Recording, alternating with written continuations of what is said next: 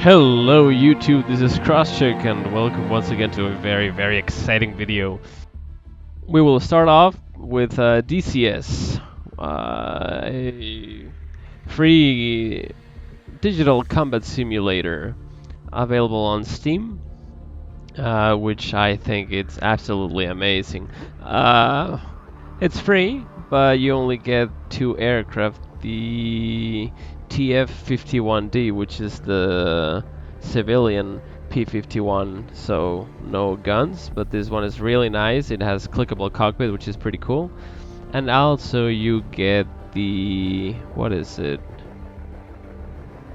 Which one? The SU-25 Tango, which is the frog food. That one does not have a clickable cockpit, sadly, but it's still really fun to fly. But yeah, I've already bought the M2000C, which is amazing. Also the FC3 package, which is pretty fun. The MiG-21 is one of my favorite ones. It's an amazing add-on. But right now, I just bought the M2000C, now available on Steam, and it is amazing. I'm having a blast with this aircraft. So let's see how this works out. I am really new to this aircraft. I just bought it a couple hours ago. So I need to do some training because I have no idea how to operate this aircraft. So I'm gonna try out the training that comes with the aircraft. Let's see how that works out. So let's start by the startup from cold and dark.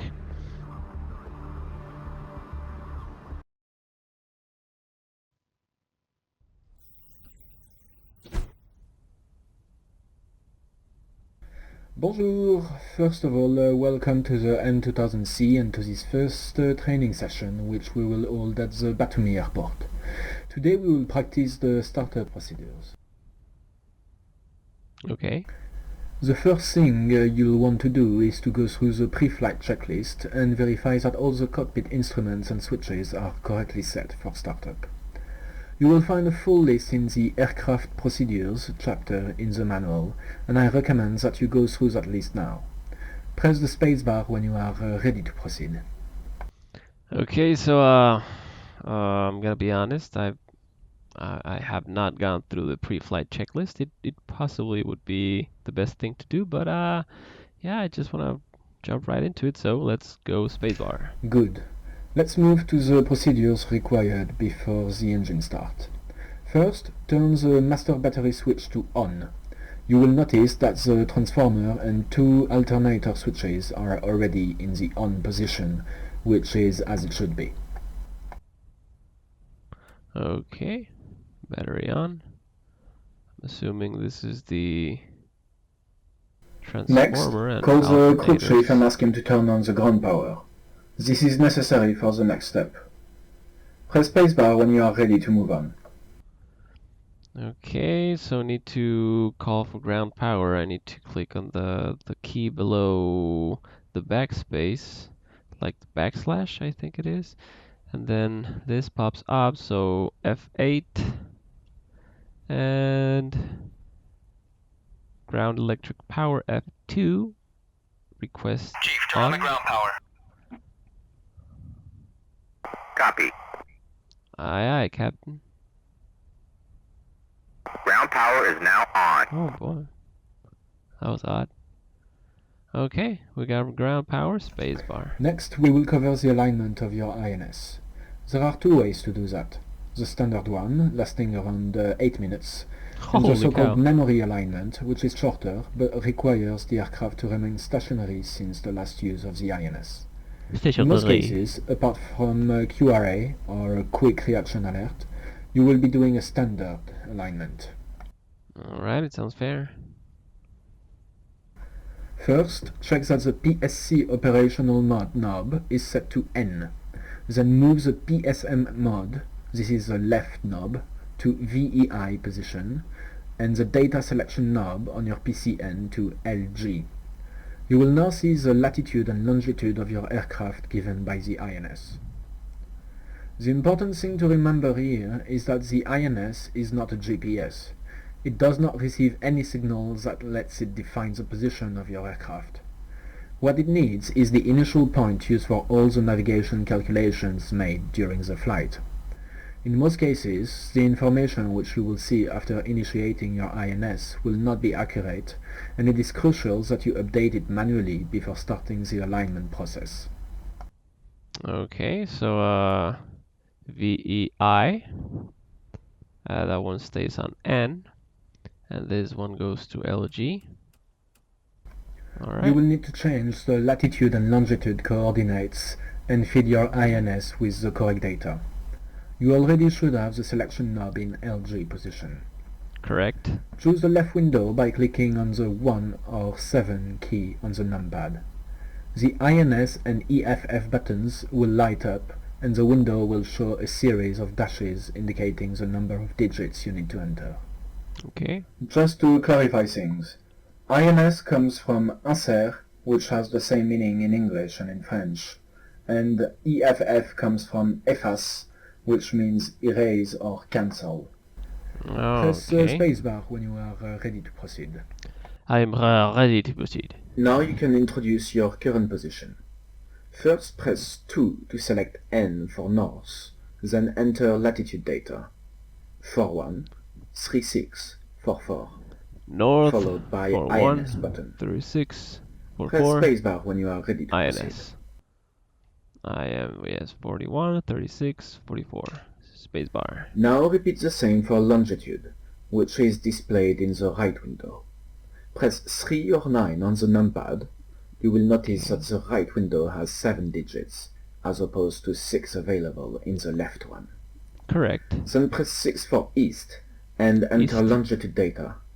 041, 36, 041, 52, 66, and 52. finish with INS button again. INS button again. Press spacebar when you are ready to proceed.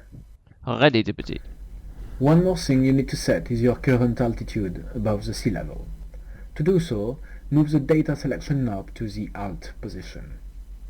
Now you can Okay. select the left window for feet or the right one for meters.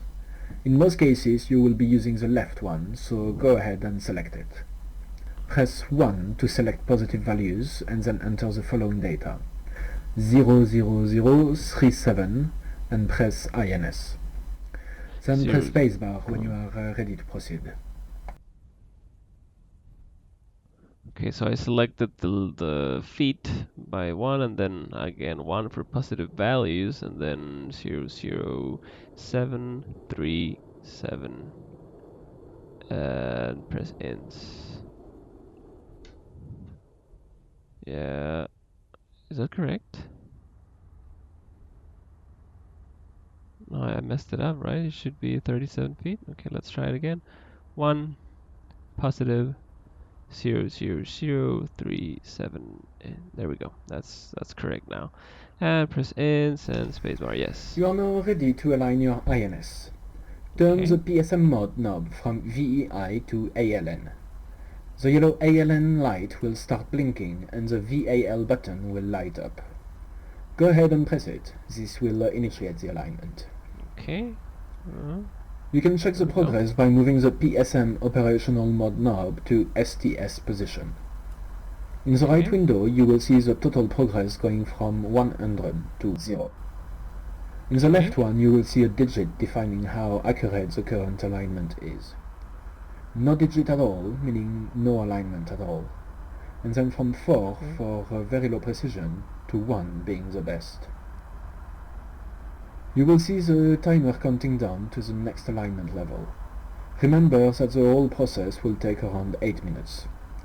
You will know that it is complete when the green prêt light stops blinking and becomes steady.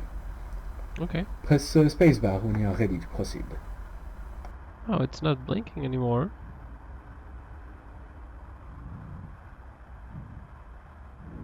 Oh, the pret. Oh, okay. This is not the pret. Pret. Oh, I see. Pret is here. Okay, so sometime it should start flashing, and then when it stops flashing, probably when this runs to 0. Okay, so this needs to reach 0, and this is a timer. But it doesn't seem like when this ends, this will reach 0. So what I'm guessing is that it will do a couple of alignments, and it's gonna be being more precise. If it says over here that from 4 to 1, it seems. Okay, I think we can proceed. We don't have to wait 8 minutes for this, so spacebar. Okay, before we go further, let's check the lights by pressing the test switch located on the right side of the electrical panel.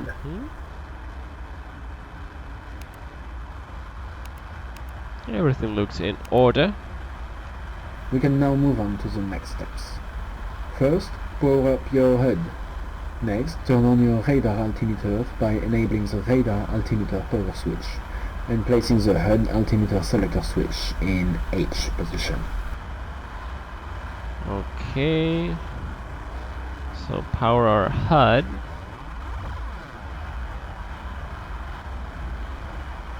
Oh. There we go. There we go. Okay.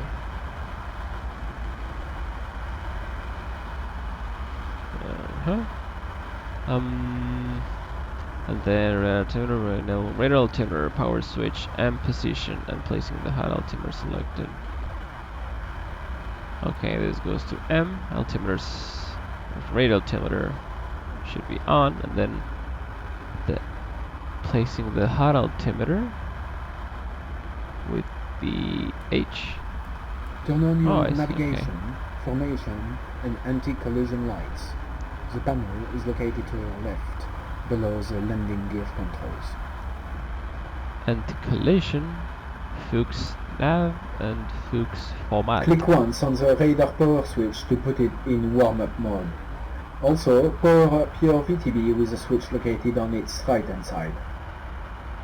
Click once on the radar power switch to put it on the warm-up mode. Also power up your VTB with the switch located. VTB.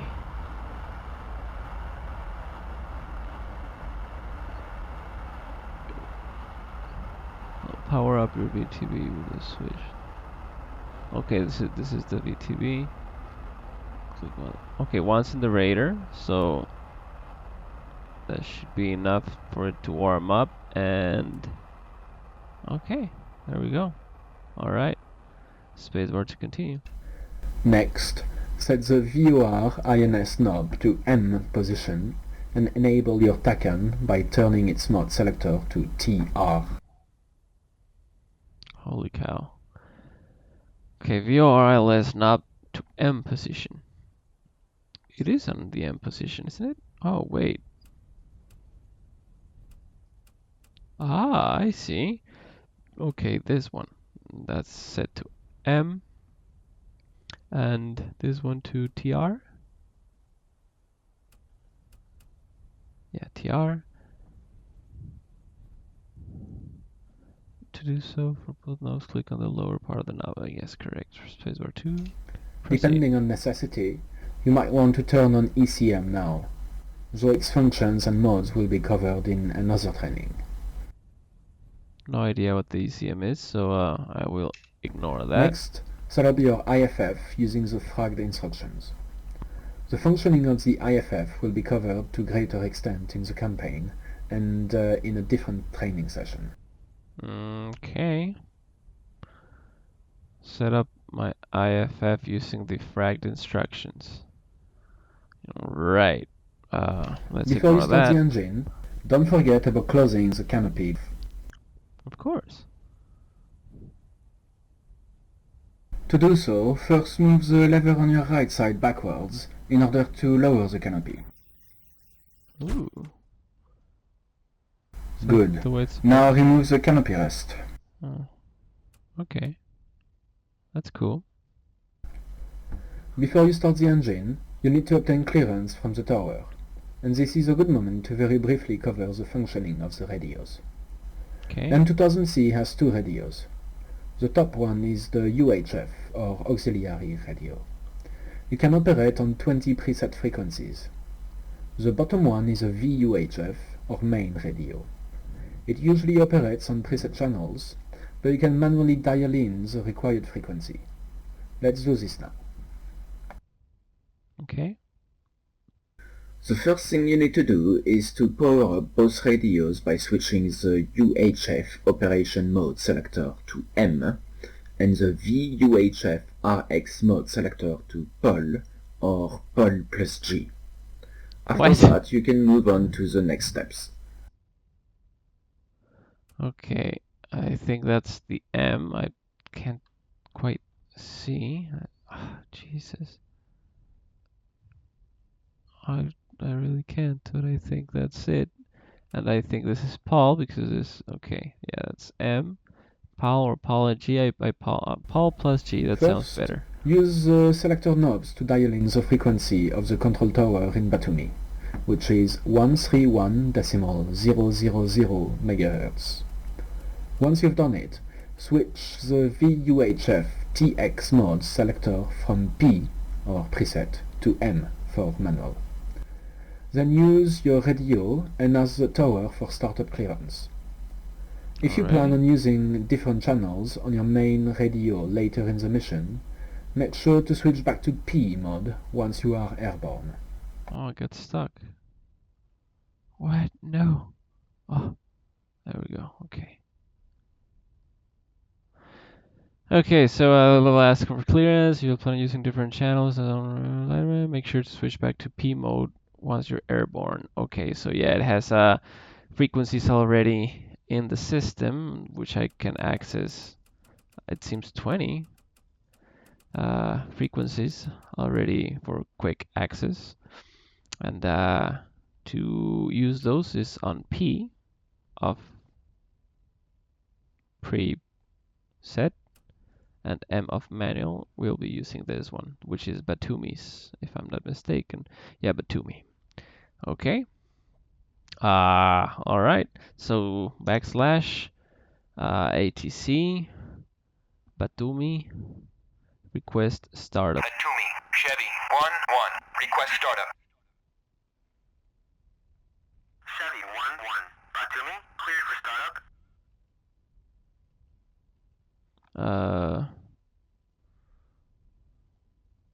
Okay.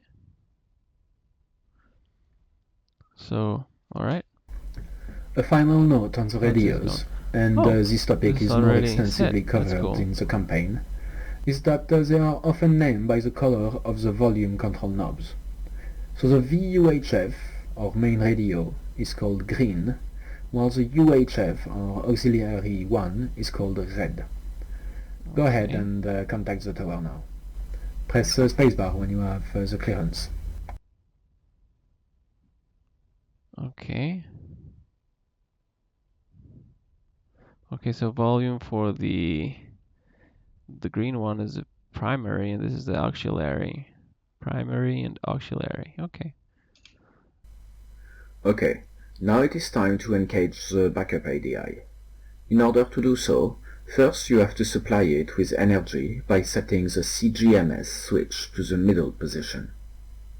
Next, engage the backup ADI by pressing the knob located below it and to the right. Finally, if needed, rotate the knob to put the two white lines and a dot in the middle of the ADI. Press spacebar when you are ready to proceed. Ready to proceed. Please check the status of your INS. If the green light is still blinking, wait until the alignment is complete and the light becomes still before continuing. It's still. When it becomes stable, turn the INS PCN mode selector knob to nav position. Press spacebar when the alignment is complete. The alignment is complete. Now we are ready to begin the engine startup sequence. Oh, it says First thing you will want to do is to set your parking brake. Okay, parking brake set. Good. This will keep the jet in place during the engine startup sequence. Make sure that the fuel shutoff valve switch is set to on and open the engine start switch cover, which will enable the starter fuel pump. Turn on left and right boost fuel pumps and set the ignition vent selector to either G or D position. Press spacebar when you are ready to proceed. Okay, so right now I I switched this one to normal. I think a message said something about it before this one. But the thing, so yeah, that's pretty much where you want it to be. STS is only to see the information, but we already have the, I mean, it was already aligned, so no need to have it still on STS, so I switch it to N. And about this, I was having a super rough time. I tried starting the engines a couple of minutes ago, and I was not able to. And that is because if you move the throttle and you place it back again, it doesn't go all the way back, and you need it to go all the way back for you to start the engine. So what you have to do is go all the way, possibly all the way back, well, as much as you can, right? And then click on the red button and you'll be good to go. And about this, it seems like you just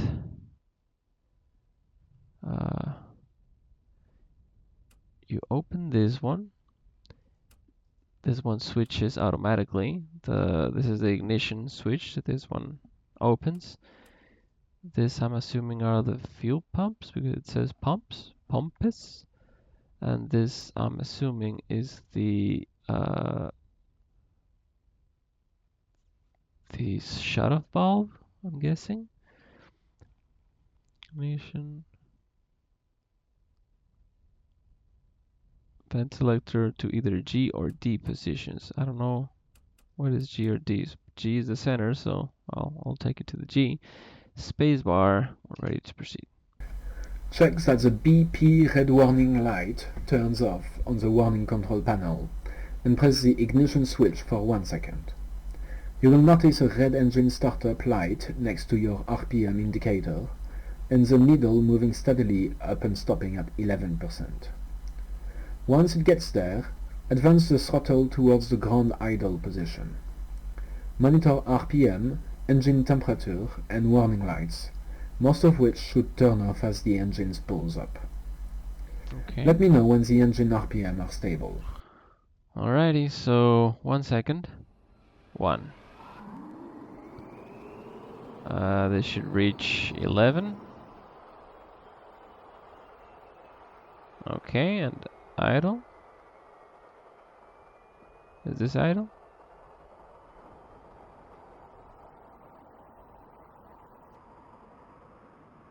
It's not? Maybe this is idle?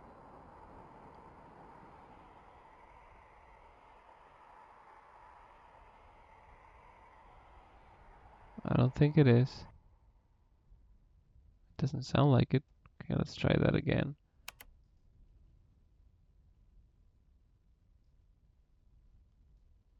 Huh.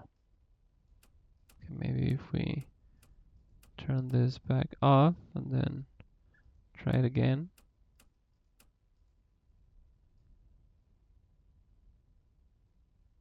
Nope. No luck.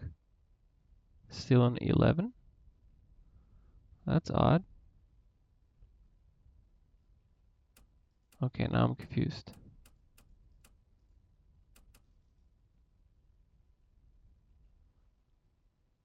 Okay, now it's lowering. Okay, let's try that again. What is it? Oh, I'm gonna assume that line is the idle. Okay, let's see. Okay, let's do this again.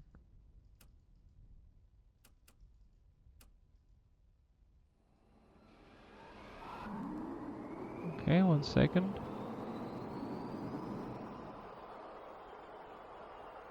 11. I'm hoping this is idle.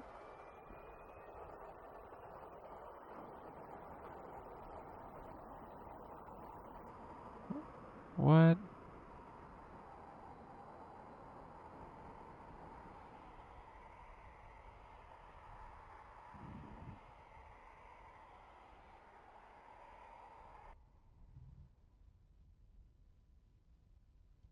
Okay.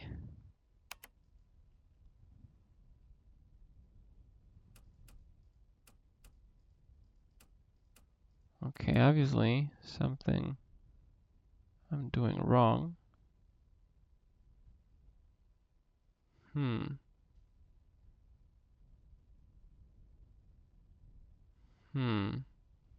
Okay, let's try it once again. I want to try something different.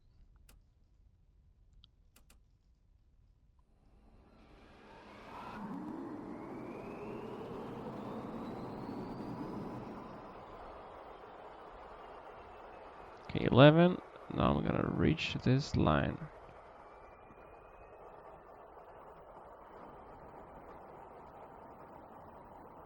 I don't think it's working.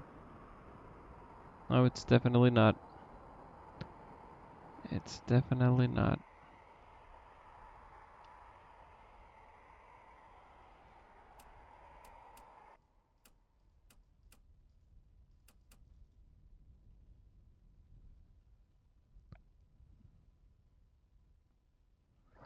BP light.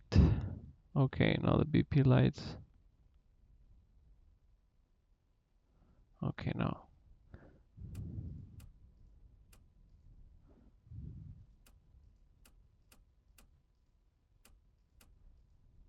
Maybe it should be like this. I don't know. Okay, maybe I should try it this way.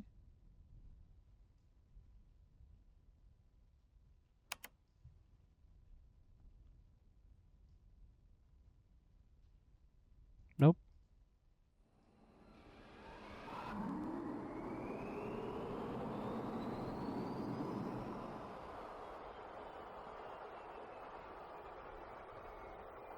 Come on.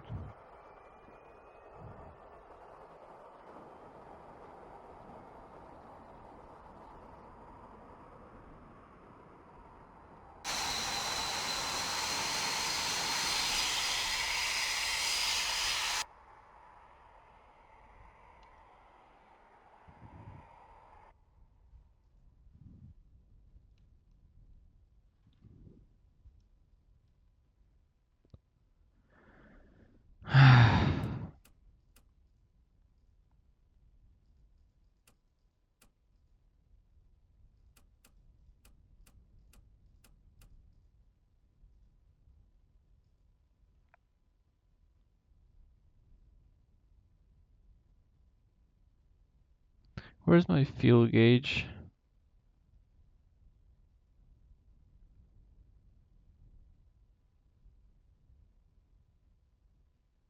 Maybe that's my fuel. If it is, I'm doing all right. I don't get it. I don't get it.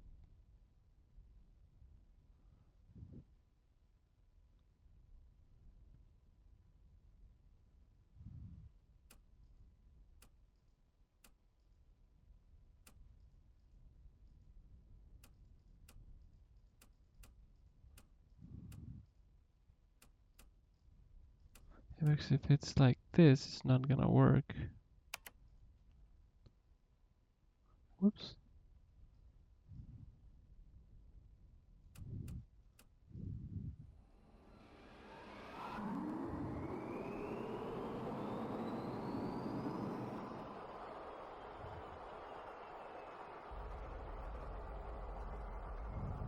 Oh, now it worked.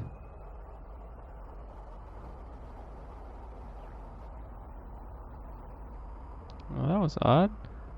He said that I should put it on the G. He was lying. Okay. Well, now I know. Now I know. Okay. That should be the idle position.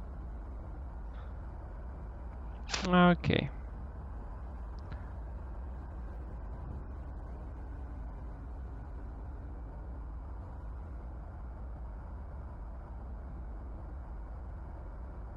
Let's do the Very space good. bar. Please contact the ground crew now and ask them to turn off the ground power. You will notice that both amber out caution lights will turn off as the aircraft's own alternators come online. Let me know when you are ready to move on. Okay. So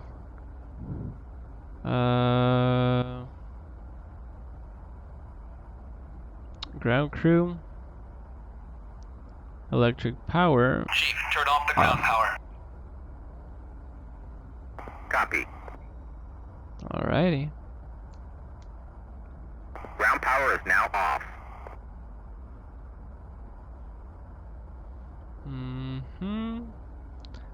Load is both amber, alt, caution lights turn on, the aircraft come online. Correct. I'm ready. Before we move on, close the starter button cover on the engine control panel and switch off the starter pump. Press Alrighty. spacebar when you have done so. Got it. Turn on your pitot anti-ice switch. The yellow animal warning light should turn off on the warning panel.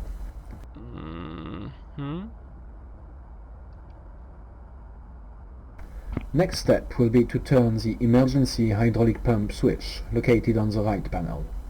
Also, check your ADI and hydraulic pressure gauges for any abnormalities. Okay, I don't know about abnormalities, but yeah, everything looks great. Great. Alright, on to next steps. Make sure that your nose wheel steering is off. You can check it by confirming that the blue DRAV light is not lit up on the landing gear panel. And check the full movement of stick and rudder. Press the spacebar when ready to continue. Alrighty. Next, you will have to run the autopilot test. Open the autopilot test switch cover and set the switch to M.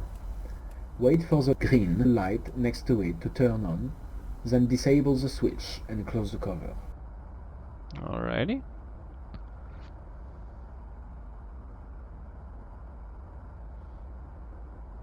Test pass.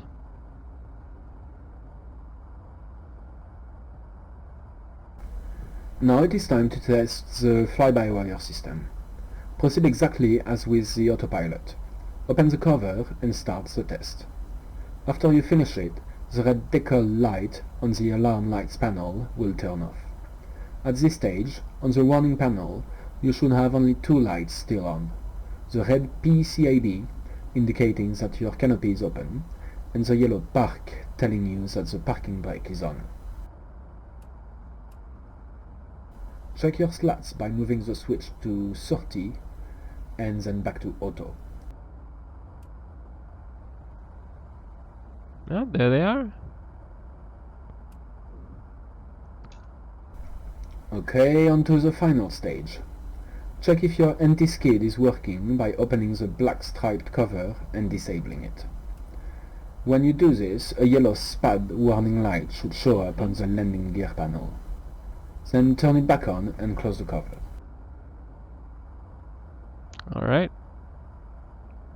What else?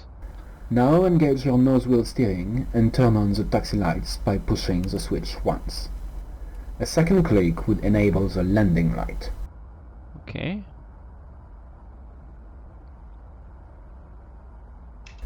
Good. Now all that you have to do is to seal your canopy by pushing the lever forward. Okay. Ooh, pressure, nice. Finally, disengage the parking brake and contact tower for taxi clearance. Alrighty.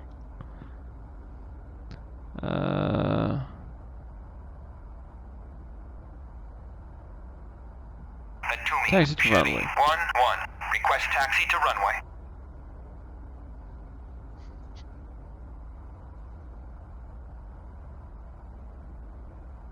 Chevy 1-1. Batumi, clear to taxi to runway. Before taxiing, check your warning panel to see if no lights are lit and enable the audio warning switch located on the right console. This Okay. switch enables the aircraft's audio alerts excluding landing gear, AOA and missile tone. Alrighty. Well done. You are now ready to taxi. This concludes this training mission. Alright, sounds fun. Even though we finished, I really want to take off.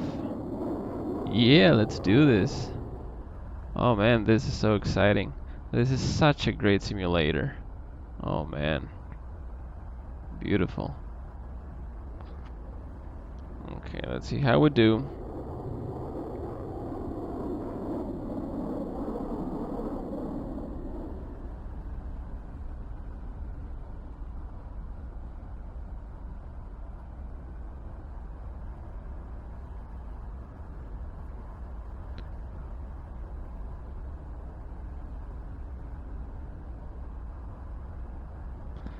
Okay, this is runway 31.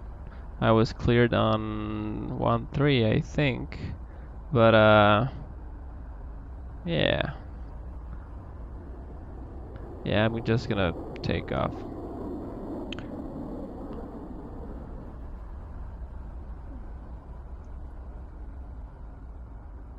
Alrighty. Landing lights. What are these?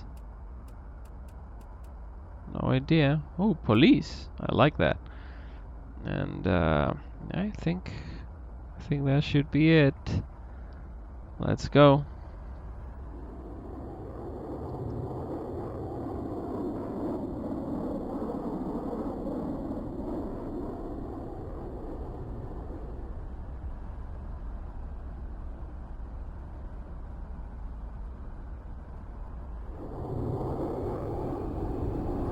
Let's rock and roll.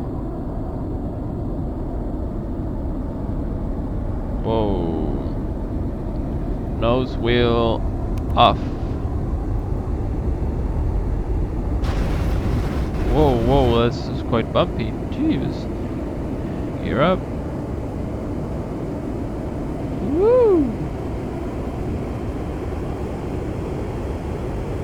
That's some fun.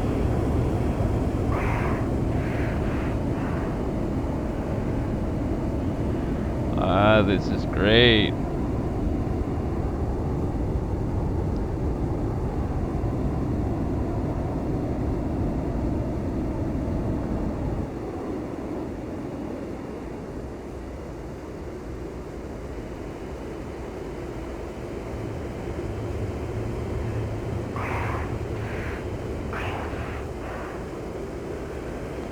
Alrighty. Speed brakes.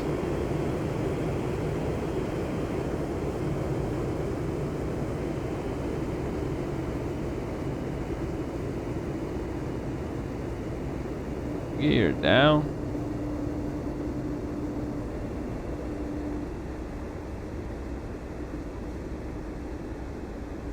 Whoa.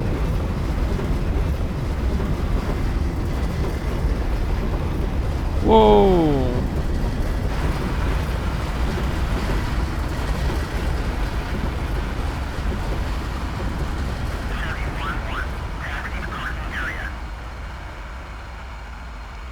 Bonk.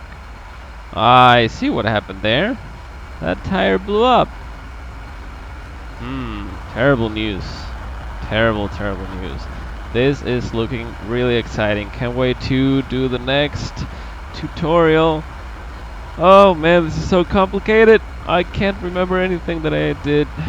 Alrighty, well guys, this was the first tutorial on flying the Mirage 2000 Charlie. Beautiful French aircraft. Yeah, it's amazing. Beautiful. Absolutely, absolutely stunning. Yeah, definitely gonna be flying some more. Anyway, I'll see you around, guys, and happy flying. Cross check out.